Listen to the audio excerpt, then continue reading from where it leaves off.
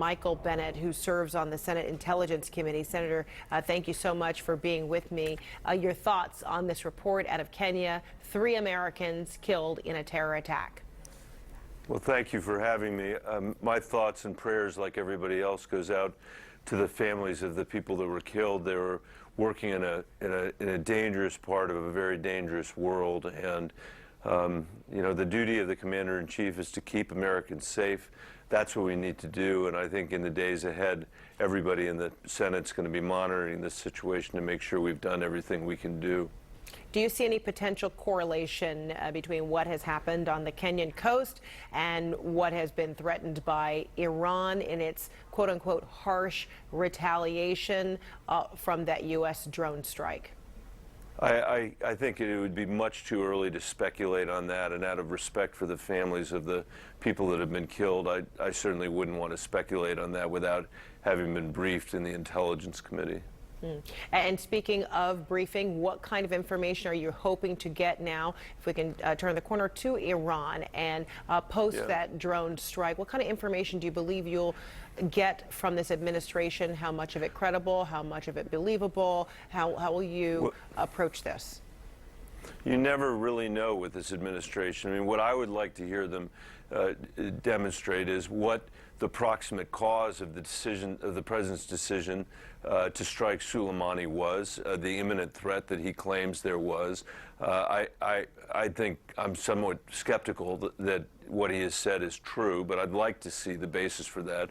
I'd like to understand the domestic legal basis for the decision that he's made, as well as the basis in international law. So I believe this is going to turn out to be one more reckless and non-strategic decision that has strengthened Iran and weakened the United States. You know, Fredricka, just 3 or 4 weeks ago, the protests in Iraq were all about getting Iran out of Iraq. Today, the protests in Iraq are about getting the United States out of there, and Donald Trump has managed to give the hardliners in Iran once again a reason to rally the region against the United States of America.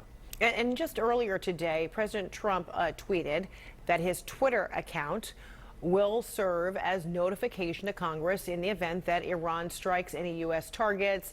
He says the U.S. will strike back, and perhaps in a disproportionate manner. You know, Senator, is a tweet enough, or do you believe there'll be a problem if the president doesn't inform Congress, get authorization before any other military action? You know, I hate to say this, but I think it's President Trump raising his middle finger at the Congress. And when you think about the context in which all of this is happening, 20 years of war in Afghanistan, where we now know from the reports of the Washington Post over the last month that after the first 6 months, we basically accomplished nothing that we were trying to set out to accomplish. When the War College, our own War College, writes a report about the Iraq War and says that Iran was the winner of the Iraq War. For us to now be sending 3,500 troops to the Middle East without taking account of what we've been doing for the last 20 years on the basis of the president's impetuous, uninformed, and weak decision, I think creates a lot of peril. And the commander-in-chief, their first job is to keep Americans safe at home, keep Americans safe in the Middle East and around the world. Pompeo and the president claim that we're safer as a result of what they've done, but every single American has been told to evacuate Iraq, and now we're sending 3,500 troops there. It's hard to see how we've been made more safe by the decisions this president has made.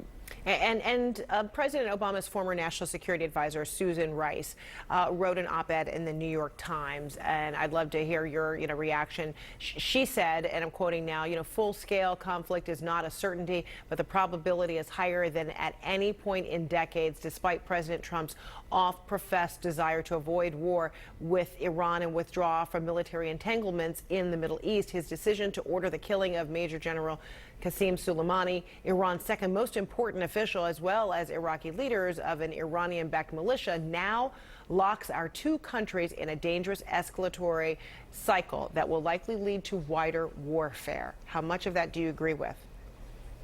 I hope that Susan is wrong about that, but I doubt she is. I think that this was the most provocative act that President Trump could have taken. We now know from press reports that he was given a series of choices to make, and he took the most provocative one. And once again, what he's done is strengthen the hardliners' position in Iran, just as he did when he backed out of the Iran nuclear deal. Soleimani was one of those people. Soleimani didn't want to sign the Iran nuclear deal, and the hardliners in Iran, after President Trump broke the deal, turned around and said, "We told you so." They wouldn't be good at their word. Now they've been strengthened because of the president's attack on Soleimani, and I hope we're not going to end up in a war in the Middle East. The last 20 years shows us how terrible the results can be for the American people. And before we send further people to war, I think we should be asking Congress who's going to serve in this war, and how are we going to pay for these wars, and what are we trying to get out of these wars? I would be very surprised if President Trump could get an authorization of the use of force through the United States Senate tonight to back him in a war with Iran, and he certainly better not do it illegally. So let's learn from our mistakes for once, and try to have an approach that actually leads to an enduring peace instead of wars that have lasted for 20 years. You know, I was with kids today that are sorry, go ahead, Fredricka. Well, I was going to say, and if you were president, what would you do with the information coming out of Iran now, who says it is abandoning a key provision of the 2015 nuclear agreement? They will continue uranium enrichment with no limitations. I mean, I would restore the alliances that brought us the nuclear agreement to begin with. We're obviously now a long way from being able to renegotiate that deal, as Susan Rice, the person that you quoted, said in her op-ed piece today. But we've got to try. I mean, we can't live in a peaceful world if we don't have alliances. And what we know is that the world is much less peaceful without American leadership. Look at what has happened under this president around the world. The Iranians have become stronger. For 3 years, President Trump has said, "I'm in love with Kim. He's in love with me. We're writing love letters to each other. Americans don't have to worry about the nuclear threat from North Korea because I, the great leader, have negotiated a deal with North Korea." That gave Kim 3 years of cover to continue his nuclear program. In Russia, the president refused to push back on Putin and his attacks on our election in 2016. He tried to extort Ukraine into doing his political dirty work. And in place after place after place, he strengthened dictators while giving our allies the stiff arm. The American people, I can tell you, the ones I'm meeting with, want a president who can lead these alliances. Okay, and quickly before you go, do you see a Senate trial on impeachment involving witnesses? I certainly hope so. The American people are demanding that we have witnesses. The American people should see those witnesses, and they ought to have the documents as well. Okay. Senator Michael Bennet, we'll leave it there for now. Thank you so much. Thank you. Thank you very much. And we'll be right back.